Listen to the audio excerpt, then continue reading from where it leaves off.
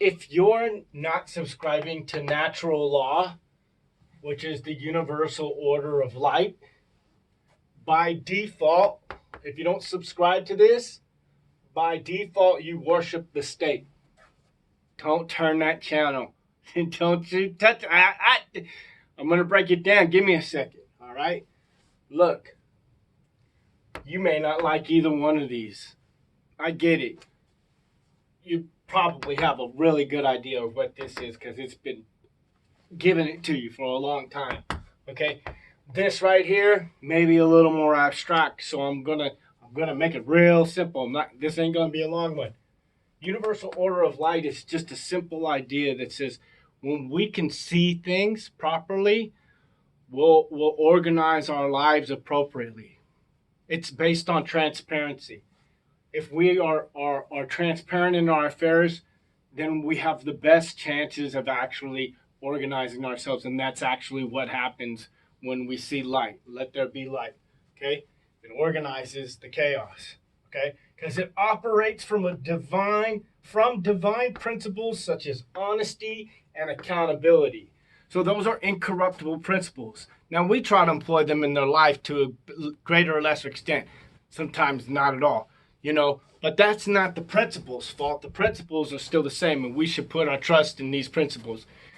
These are universally trusted principles, where we have more of this, the better the society seems to be. Where less, man, it gets bad. That's corrupt. That's what's corrupt, And ultimately, the state is always corrupt. Why? Because the state are the people. This is the other side of natural law, right? So I'm not against government. We are the government, okay? People make the government. However, we should be governed by natural law, right? So we should all be turning towards these principles, And so, people that don't want to let go of things would like to stay in the dark because if people knew, well, they wouldn't fly. It wouldn't fly any longer. Okay, so, that's the whole principle between the light. Okay, so a lot of state actors want to operate in the dark because why? Because they operate from fear and exploitation. Government doesn't have any money of its own. It has to get it from the people. And so already it's operating on a principle that, well, why did the people elect the government in the first place? Because they weren't able to do it themselves? Well, there's a problem right there. Okay, so we should be organizing these things. I get it. We can only do so much in our own personal lives.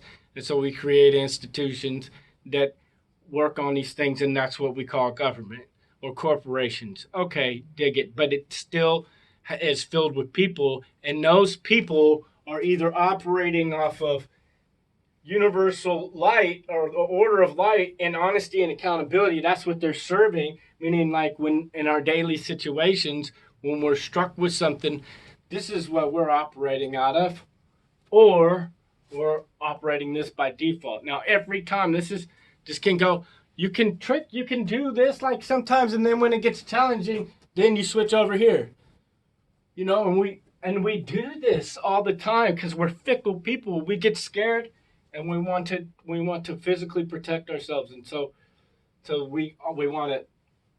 And that's not to say that we shouldn't physically protect ourselves. I don't think there's anything wrong with that. But when we start electing other people to do our dirty work, as it was, we've got a problem. And so, so that's what ends up happening because the indecisive masses, they just don't give a shit, man. They don't want to play this game. So fuck it. Well, by default, they end up over here, right? That's the problem. And that's what we're wrestling with, So just bringing this to your attention because there's no exemption, like you're in one or the other, So we can be conscious about our decision, and that's what moving out of the darkness into the light is all about. And starting to see how these things are ordered way before we came and put our sticky little hands all over it. All right. Love y'all.